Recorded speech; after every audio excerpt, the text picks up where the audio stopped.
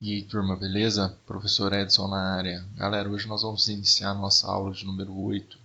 Nós vamos falar sobre a suspensão e exclusão do crédito tributário.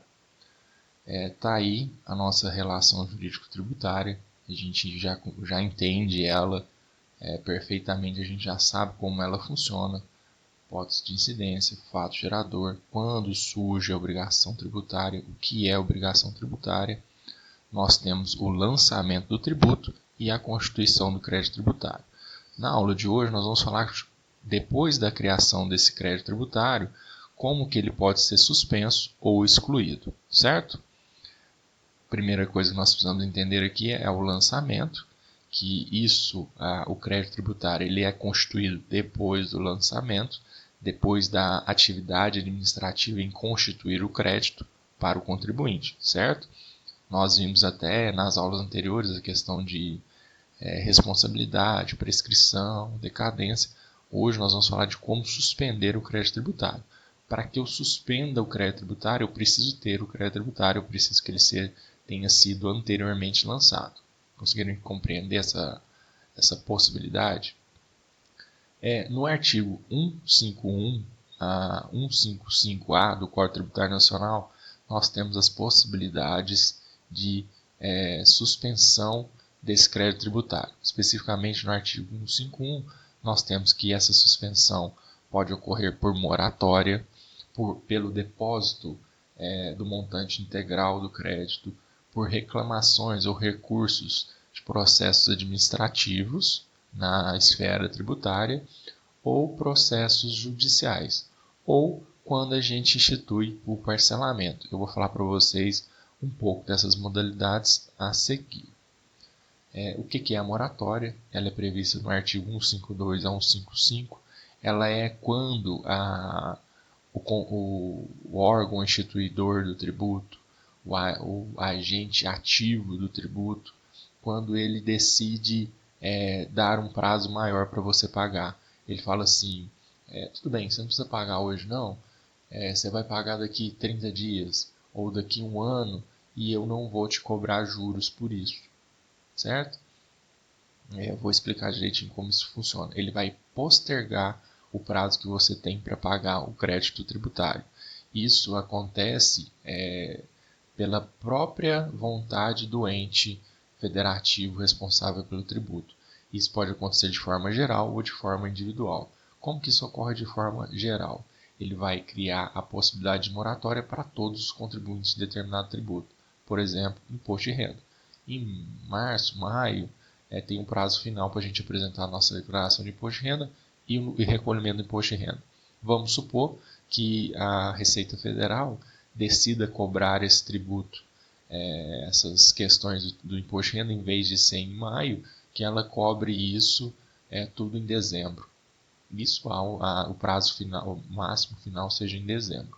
Ou essa moratória pode acontecer em caráter gerais, para determinada categoria ou para determinada região. É o que acontece, pode acontecer, por exemplo, no norte do país, para passar, por exemplo, o período de seca, ou para contribuintes específicos, como ocorreu no caso dos estivadores de portos, que deu um problema danado aí do Michel Temer e tudo mais. Então, eu posso ter uma moratória geral ou uma moratória individual. Parte do ente tributante e não do indivíduo, do contribuinte, certo? Nós podemos ter o depósito do montante integral, um jeito de suspender o crédito tributário, a cobrança do crédito tributário. Quando que isso acontece? Quando eu não estou de acordo com determinada cobrança de tributo, mas para evitar multas, para evitar juros, eu faço esse recolhimento para depois questionar o valor, certo? Nós temos que esse depósito ele vai municiar o recurso administrativo ou o recurso judicial. O recurso administrativo suspende o crédito tributário assim que a gente entra com o pedido administrativo, impugna o lançamento tributário, o crédito tributário, impugna algum item daquela relação jurídico-tributária, o crédito tributário que é cobrado contra a nossa empresa, ele é suspenso, certo? O processo administrativo ele é um passo antes de eu fazer o passo judicial. É obrigatório eu ter o recurso administrativo, o processo administrativo antes do judicial? Não. Pela liberalidade do Estado de Direito, não é obrigatório eu passar pelo administrativo, depois pelo judicial. Mas o administrativo tem os mesmos poderes e direitos do recurso das ações judiciais e também suspendem a cobrança do crédito tributário. Em sede de justiça, pode ser concedida de duas maneiras.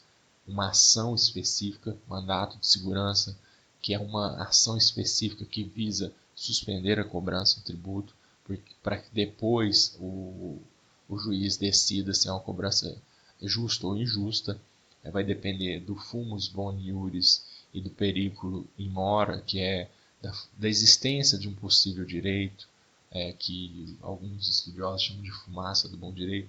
É assim indícios de que o direito existe e de que se demorar para que eu aplique essa suspensão, eu posso causar defeitos irreparáveis à minha empresa. Então, quando esses dois princípios existirem, eu posso entrar com uma ação específica chamada mandato de segurança. Ou eu posso entrar com outras ações específicas do direito tributário, por exemplo, revisão de crédito tributário, questionamento de lançamento tributário. Quando eu entro com essas ações, eu posso pedir uma concessão de liminar para suspender a cobrança do crédito tributário. Então tem essas duas possibilidades judiciais, o processo ou como uma fase anterior do processo tributário. E nós temos o parcelamento, que é uma atitude não pela omissão do contribuinte, mas pela comissão. O contribuinte ele faz algo tentando impedir a cobrança, tentando impedir a geração de multas do crédito tributário. Ele vai até a entidade fiscal e pede para fazer o parcelamento dessa dívida. Esse parcelamento, dependendo do ente fiscal, há essa possibilidade de parcelamento. Então, por exemplo, IPVA. Se você for no Estado, há uma lei que fala do parcelamento dos créditos tributários no Estado de Minas Gerais. Se você for na Prefeitura de Patrocínio, existe a possibilidade do parcelamento dos créditos tributários em Patrocínio. Na União também existe essa possibilidade, certo?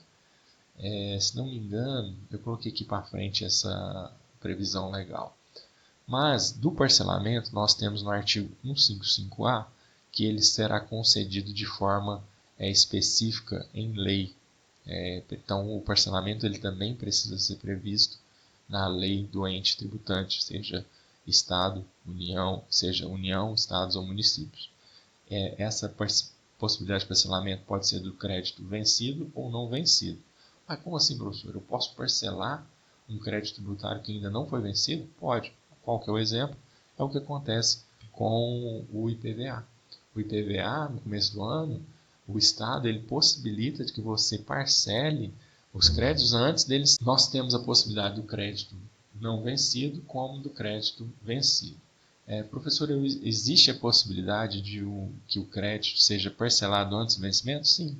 Um exemplo é o IPVA, que o Estado de Minas, ou na maioria dos estados, possibilita isso, a possibilidade de você parcelar em 3 parcelas a cobrança desse imposto, ou no caso do IPTU, dependendo da cidade, pode dividir em 10 ou 12 vezes, o imposto de renda, que pode ser parcelado em 8 parcelas. Essa é a possibilidade de parcelamento antes do vencimento. É claro que eu tenho a possibilidade de parcelamento após o vencimento, que o fisco ele prefere receber, mesmo que de forma parcelada, depois de vencido o prazo para eu pagar esse valor. Vamos supor IPVA. Eu tive o prazo das 3 primeiras parcelas, os 3 primeiros meses para pagar. Não paguei. Em setembro, eu não estou o meu crédito já está vencido. Eu passei esse prazo das 3 parcelas.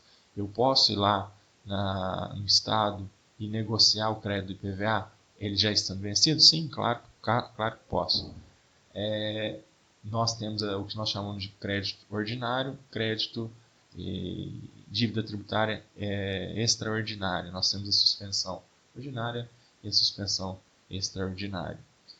O parcelamento ele pode ser ordinário quando eu divido tudo, juros, multa e tudo mais, e eu posso, o fisco pode ter a possibilidade de fazer um parcelamento extraordinário, onde ele tira todos os juros e multas e ele quer simplesmente receber o bruto, receber o básico do tributo, sem se preocupar com multa, com juros e tudo mais. Ele quer ver o dinheiro entrando nos caixas. Isso é comum acontecer em PVA, em alguns impostos de renda de pessoa jurídica, em IPTU também. Chega lá para o final, num determinado período do ano, a prefeitura vai falar assim, todo mundo que tiver dívida de IPTU pode vir parcelar, nós estamos criando uma possibilidade de parcelamento extraordinário, nós não vamos cobrar juros nem multa. Certo? No caso da Fazenda Nacional, do Leão, da Receita Federal, há a possibilidade de parcelar até 60 prestações mensais, conforme essa lei, como eu falei para vocês, segue para o parcelamento, segue o princípio da legalidade. Lei número 10.522 de 2002 possibilita o parcelamento em 60 prestações mensais e consecutivas. Nós falamos da suspensão, agora nós temos a exclusão do crédito tributário. Nós falamos sobre a imunidade na nossa aula número 3, quando nós falamos do artigo 150, e nós explicamos a imunidade para templos religiosos, para o papel da impressão de livros, de partidos políticos. Nós falamos do que é a imunidade, essa dispensa constitucional. A exclusão do crédito tributário pode acontecer por isenção, que é a dispensa prevista em lei, ou pela anistia. O que é anistia? Em vez de dispensar o tributo, eu vou dispensar a multa tributária. Certo? Então, qual o momento que acontece uma e outra? A suspensão ocorre depois de ter constituído o crédito tributário. Mas a isenção e a anistia, a exclusão, ocorre antes mesmo do lançamento. Certo? Vou falar um pouco melhor sobre a isenção e a anistia. A isenção e a anistia, elas inibem o quê? O lançamento. Então, eu nem sequer lancei. Eu fui impedido pela lei da isenção ou pela anistia. Ambas são dispensas legais previstas em lei. Uma ocorre sobre a isenção do próprio tributo e outra sobre a isenção da infração da não declaração do tributo, por exemplo. E ambas obedecem ao princípio da legalidade. A isenção abrange os fatos geradores ocorridos após a lei, conforme prevê o artigo 176 e 179 do CTN, como, por exemplo, a isenção dos carros do IPI, dos carros novos que ocorreu em 2008, todos os carros que passaram a ser produzidos depois de dezembro de 2008, se não me engano, eles tiveram uma imunidade, eles tiveram uma isenção, não imunidade, uma isenção do IPI, certo? E a anistia é a dispensa das multas prevista no artigo 180 a 182, não é concedida em caráter geral, é efetivada em caráter caso a caso. Então eu vou dar anistia para determinados grupos, para determinados segmentos de contribuintes. Galerinha, muito obrigado. Hoje nós continuamos falando sobre o crédito tributário, nós falamos sobre a suspensão e exclusão do crédito tributário. Nós falamos das formas de suspensão, incluindo o parcelamento, e sobre a exclusão do crédito tributário, nós falamos da isenção e da anistia. A imunidade nós já havíamos falado na nossa aula de número 3. Abraço para vocês, até mais.